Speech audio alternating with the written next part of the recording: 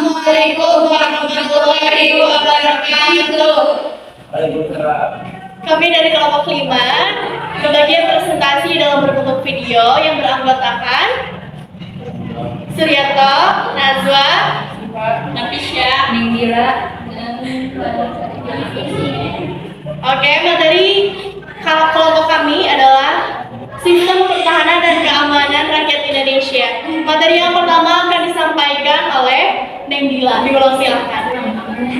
Makna sistem pertahanan dan keamanan Indonesia terdapat pada pasal 1 yang berbunyi, sistem pertahanan negara adalah sistem pertahanan yang bersifat semesta, yang melibatkan seluruh warga negara, wilayah, dan sumber daya nasional lainnya, serta dipersiapkan secara dini oleh pemerintah dan diselenggarakan secara total, terpadu, terarah, dan dilanjutkan untuk menegakkan kedaulatan negara, keutuhan wilayah, dan keselamatan segenap bangsa dari segala ancaman. Undang-Undang Dasar Pertahanan Negara Pasal 1 Ayat 1 Nomor 3 Tahun 2002 menyatakan pertahanan keamanan negara adalah segala usaha untuk mempertahankan negara, keutuhan wilayah NKRI, dan keselamatan bangsa dari ancaman dan gangguan terhadap keutuhan bangsa dan negara. Upaya mempertahankan kemerdekaan termasuk ke dalam Undang-Undang Dasar 1945 Bab 12 tentang pertahanan negara pasal 30. Indonesia dapat mempertahankan kemerdekaan dengan cara membangun fondasi dan sistem pertahanan dan keamanan negara yang kokoh. Selanjutnya akan disampaikan oleh Asyifa Ramadhani. Silakan. Diatur dalam UUD RI 1945 dalam pasal 30 ayat 1 sampai dengan 5 yang menyatakan 1. Tiap warga negara berhak dan wajib ikut serta dalam usaha keamanan dan pertahanan negara. Kedua, usaha pertahanan dan keamanan negara dilaksanakan dengan sistem pertahanan dan keamanan negara rakyat semesta oleh TNI dan kepolisian NRI sebagai kekuatan utama dan rakyat sebagai kekuatan pendukung. 3. TNI terdiri atas Angkatan Darat, Angkatan Laut, dan Angkatan Udara sebagai alat negara bertugas mempertahankan, melindungi, memelihara keutuhan dan kedaulatan negara. Selanjutnya akan disampaikan oleh Laila Sari. Silakan. Lanjutan dari tadi, Kepolisian Negara Republik Indonesia sebagai alat untuk mencegah keamanan dan pertahanan, bertugas melindungi, mengayomi, masyarakat serta menegakkan hukum. Susunan dan kedudukan TNI dan Kepolisian Negara Republik Indonesia.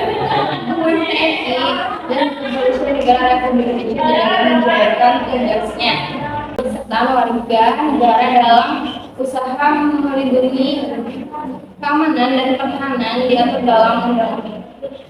Baik, selanjutnya materi yang disampaikan oleh Suryanto. Silakan. Baik, sistem pertahanan dan keamanan rakyat semesta Sisankam-Rata. Pelaksanaan Sisankam-Rata berdasarkan pada UUD 1945 pasal 30 juga menjelaskan dalam Peraturan Presiden Republik Indonesia Nomor 7 Tahun 2008 tentang kewajiban tentang kebijakan umum pertahanan negara yang berbunyi Sisankam-Rata adalah doktrin dan sekaligus strategi pertahanan negara yang menggunakan segenap keutamaan dan kemampuan komponen militer dan non-militer secara menyeluruh dan terpadu. Baik, selanjutnya akan disampaikan oleh Nafisya. Silakan. Tinjauannya adalah Undang-Undang Dasar Negara Republik Indonesia tahun 1945 juga memberikan gambaran bahwa usaha pertahanan dan keamanan negara dilaksanakan dengan sistem pertahanan dan keamanan rakyat semesta atau bisa juga disebut dengan Sisankam-Rata. Sisankam-Rata adalah segala upaya untuk menjaga pertahanan dan keamanan negara yang meliputi seluruh wilayah Indonesia, segenap sumber daya nasional, sarana prasarana nasional, dan seluruh wilayah negara sebagai satu kesatuan yang utuh dan menyeluruh. Dengan kata lain, Sisankam-Rata penyelenggaraannya didasarkan pada kesadaran akan hak dan kewajiban serta keyakinan akan kekuatan sendiri untuk mempertahankan kelangsungan hidup bangsa dan negara Indonesia yang merdeka, bersatu, berdaulat, adil, dan makmur. Baik, selanjutnya sistem pertahanan dan keamanan yang bersifat bangsa merupakan pilihan yang paling tepat bagi pertahanan di Indonesia yang diselenggarakan dengan keyakinan pada kekuatan sendiri atas berdasarkan hak dan kewajiban warga negara dalam usaha pertahanan negara. Dalam pelaksanaan Sishankam Rata ini dikenal dengan beberapa pola operasi. Yang pertama, operasi di udara yang diselenggarakan untuk menghancurkan sumber-sumber kekuatan nasional musuh, menghancurkan kekuatan perangnya dan meniadakan mobilitasnya serta mengamankan sumber-sumber kekuatan nasional kita sendiri. Yang kedua, operasi di lautan yang dilaksanakan untuk menguasai perairan-perairan yang penting dalam menyelenggarakan operasi pertahanan secara menyeluruh, terutama bagian kekuatan-kekuatan maritimnya. Yang ketiga, operasi di daratan yang diselenggarakan untuk merebut dan menguasai sumber-sumber kekuatan nasional musuh, menghancurkan kekuatan perangnya dan menghancurkan kekuatan nasionalnya, yang terutama yang berada di wilayah daratan. Selanjutnya, bentuk usaha pertahanan negara bisa melalui pendidikan di dalam sekolah, spesialisnya yaitu adalah PPKM. Terus yang kedua, mengadakan pelatihan dasar kemiliteran bisa dilakukan dengan cara mengembangkan dalam ekstrakurikuler. Contohnya bisa dengan mengikuti ekstrakurikuler Paskibra yang sesuai dengan bidangnya. Yang ketiga, bisa dengan pengabdian kepada negara sebagai prajurit TNI. Dan yang terakhir, bisa dengan pengabdian secara profesi. Contohnya menjadi guru. Jadi seperti itu, materi dari kami sekian. Bila ada dari teman-teman yang ingin ditanyakan, silahkan dipertanyakan.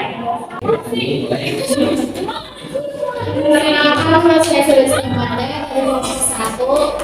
Yang bertanya, negara Indonesia kan memiliki berbagai suku, bangsa, pulau-pulau, dan lautan yang luas.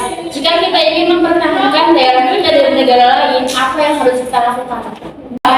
Tadi ingin menjawab dari kelompok 1 yang pertama, yaitu memperkuat pertahanan militer, kerjasama internasional, pembangunan infrastruktur dan ekonomi, pengawasan dan pengamanan wilayah. Dengan menggabungkan pendekatan-pendekatan ini, Indonesia dapat memperkuat pertahanan nasional dan menjaga kedaulatan serta keutuhan wilayah dari ancaman eksternal.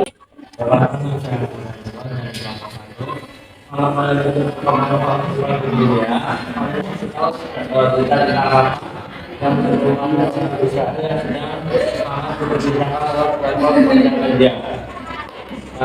sendiri kan merupakan sebuah kota di bagian Mesir, dari bagian waktu dari belajar yang perbatasannya dengan Mesir. Nah, mengapa kota ini bisa menjadi sasaran Israel? Saya Rana yang menjawab pertanyaan dari Mama. Karena Rapa dikenal sebagai lokasi yang mempunyai banyak terowongan di bawah tanah yang digunakan untuk penyeludupan senjata, bahan peledak, dan yang lainnya dari Mesir. Terus Israel merasa ini sebagai ancaman bagi keamanannya. Selama konflik meningkat, Rapa juga sering dijadikan salah satu target utama karena strategisnya dapat mengendalikan wilayah dan mengganggu operasional militer. Terus penyerangan terhadap Rapa juga diklaim oleh Israel untuk melindungi warga sipil Israelnya dari serangan roket dan dari serangan perbatasan wilayah tersebut. Bagaimana contoh pelatihan dasar kemiliteran? Juga bisa menjawab dari nomor 2, bisa dengan latihan kebugaran fisik. 2, bisa dengan latihan dasar kemiliteran. 3, latihan kedisiplinan dan kepemimpinan. 4, latihan simulasi tempur.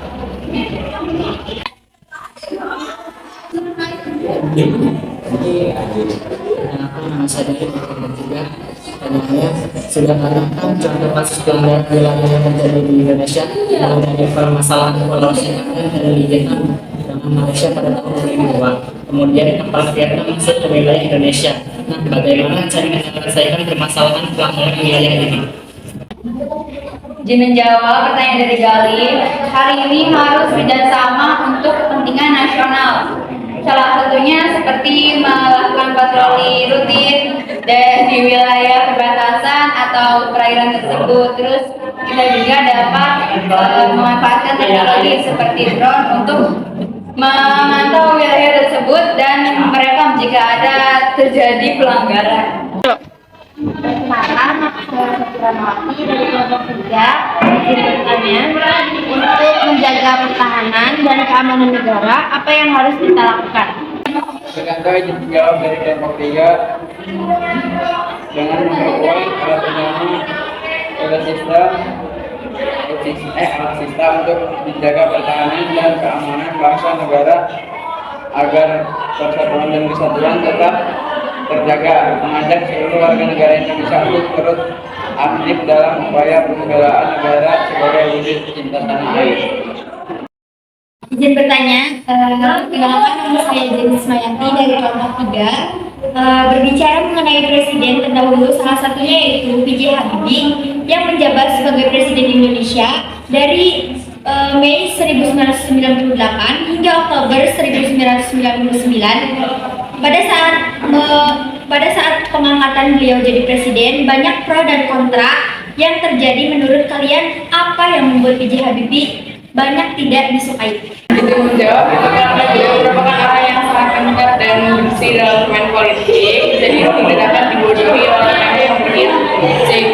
Semakin bersih orang bermain politik, maka akan semakin banyak musuhnya. Dari kelompok 4, izin bertanya, ketahanan negara sebagai hasil pandangan yang bersifat kumulatif menunjukkan suatu kewibawaan nasional serta memiliki deteren efek komunikasi dan berikan contoh bahwa Indonesia berwibawa.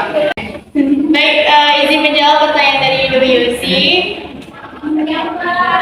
Pandangan yang bersifat integratif ini merujuk pada pendekatan yang menyatukan berbagai aspek kehidupan bangsa dan bernegara, contohnya seperti politik, ekonomi, sosial, budaya, gitu, untuk memperkuat ketahanan nasional. Nah, integrasi ini tuh memastikan bahwa setiap elemen bangsa ini dapat saling mendukung, saling bekerja sama untuk mencapai tujuan bersama. Terus untuk tentang kewibawaan nasional, dengan ketahanan nasional yang kuat dan terintegrasi, itu akan menciptakan kewibawaan nasional. Jadi kewibawaan nasional ini berasal dari kemampuan negaranya dalam menjaga stabilitas, juga menjaga kedaulatannya, terus dalam memastikan kesejahteraan dan keamanan rakyatnya.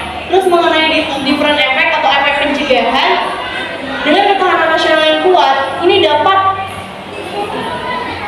menghindari gitu kan dari ancaman-ancaman atau serangan-serangan dari pihak luar gitu kan, karena negara yang memiliki kekuatan dan memiliki kewibawaan itu cenderung akan dihormati dan ditakuti gitu.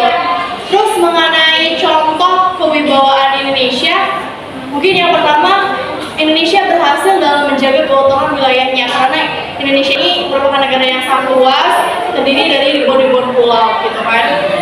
Bisa mempertahankan keutuhan wilayah tersebut hanya dengan diplomasi yang kuat. Terus yang kedua, mungkin peran-perannya dalam ASEAN. Indonesia ini pernah memimpin dalam forum-forum ASEAN dan juga aktif dalam mediasi konflik di kawasan Asia Tenggara. Contohnya itu dalam menyelesaikan konflik sengketa Laut Cina Selatan, gitu kan.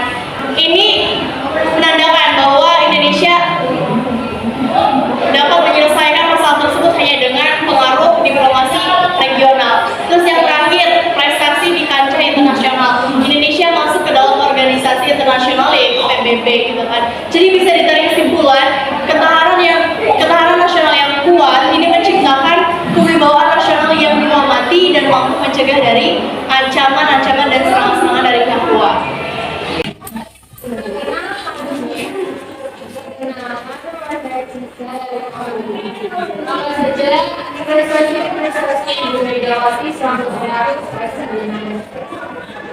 Izin menjawab pertanyaan dari Siska. Megawati ini kan era kepemimpinannya itu dari 2001 sampai 2004. Nah, ternyata ada prestasi politik dan ekonominya. Dari segi politik, Megawati ini berhasil dalam menjaga stabilitas politik di dalam negeri. Meski pada saat itu tuh terjadi ketegangan antara pemerintah dan juga DPR. Tetapi secara umum situasi politiknya ini masih agak kondusif lah. Terus dari segi ekonominya, Megawati pada saat itu Indonesia ini masih merasakan dampak dari krisis finansial pada rentan tahun 1997 sampai 1998. Megawati pada saat itu mencoba mengatasi masalah tersebut dengan berbagai kebijakan, termasuk stimulus ekonomi dan juga program-program yang meningkatkan investasi. Meski tidak sepenuhnya pulih, tetapi ada juga indikator-indikator ekonomi yang menunjukkan perbaikan. Terus prestasi lainnya mungkin Megawati berhasil dalam menyelesaikan konflik di Poso dan Maluku. Itu bisa dihitung sebagai pencapaian positif dalam menjaga stabilitas dan keamanan. Adalah dari kelompok 6 izin bertanya, mengapa di Indonesia ada sistem pertahanan dan keamanan negara?